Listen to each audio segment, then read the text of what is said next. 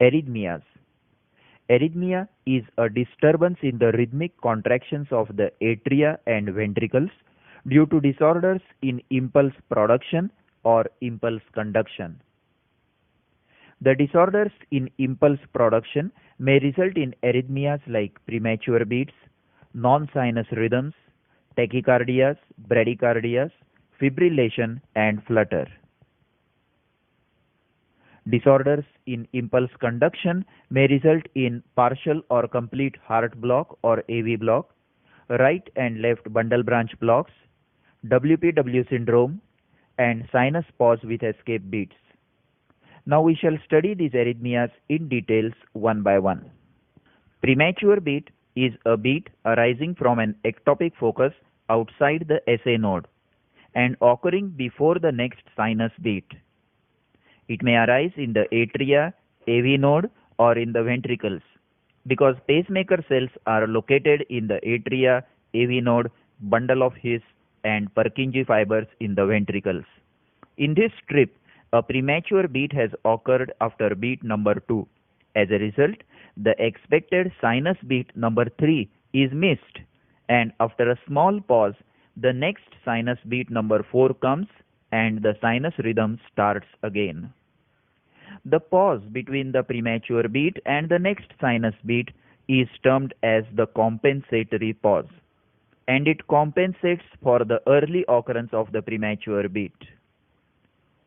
If it compensates exactly for the missed beat, and the third sinus beat occurs exactly where it would otherwise have occurred, then it is termed as a complete compensatory pause. Observe this strip carefully.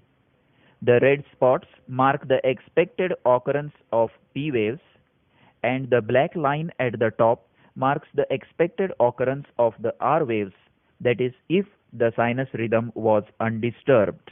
You will note that the beat after the premature beat has occurred exactly where it should have occurred. So this is a complete compensatory pause. In contrast, in this tracing, the beat after the premature beat has occurred before the next expected beat. So this is incomplete compensatory pause. To study the compensatory pause, count each RR interval. The first normal RR interval is 20 small squares. The RR interval of the premature beat is 14 small squares. And the RR interval of the compensatory pause is 23 small squares. The two added together, 14 plus 23, is 37 small squares, whereas it should have been exactly 2 times the normal RR interval of 20 small squares, that is 40 small squares. So this is an incomplete compensatory pause. Ventricular premature beats have a complete compensatory pause, as the impulse arising in the ventricles does not affect the rhythm of the SA node.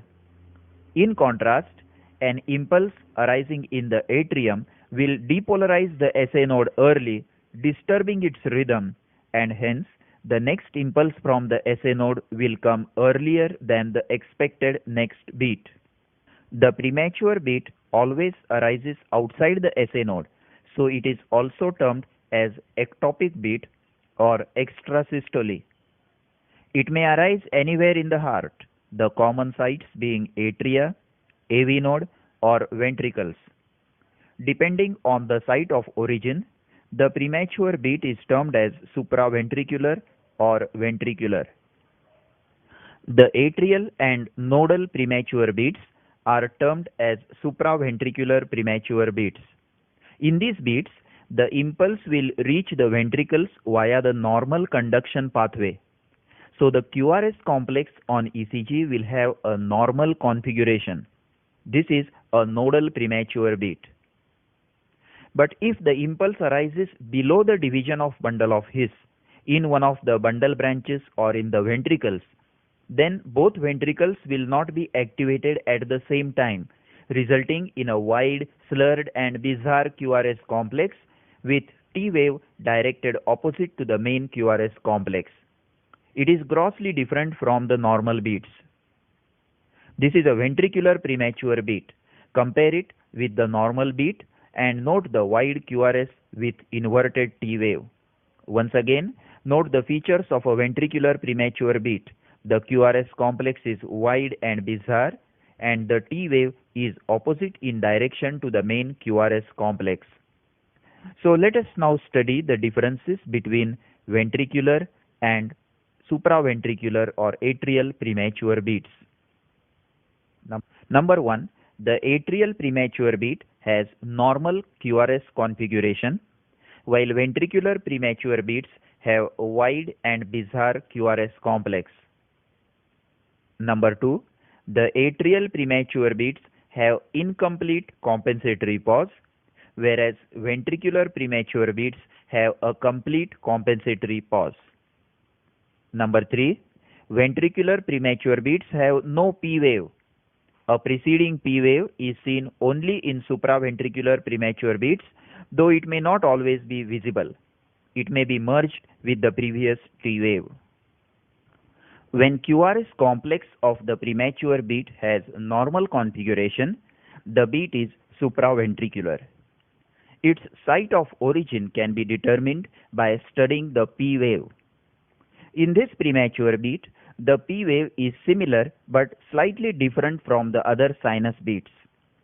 So this is an atrial premature beat. Note the upright P wave slightly altered in an atrial premature beat. The PR interval is normal.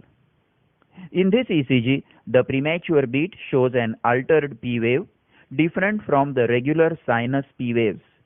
So this is an atrial premature beat. This premature beat has an inverted P wave with a very short PR interval. This is a nodal premature beat. The P wave is inverted as the impulse travels in the reverse direction in the atrium, and the PR interval is short because the nodal delay in conduction is eliminated. Inverted P wave and short PR interval. In this ECG, note the upright P wave of the previous sinus beat and inverted P wave of the premature beat indicating nodal origin. This premature beat has no P wave. This is also a nodal premature beat. If the impulse arises in the lower part of the AV node, the P wave will be delayed and may occur with the QRS complex or even after the QRS complex. In this case, it has occurred with the QRS complex and hence it is not seen or absent.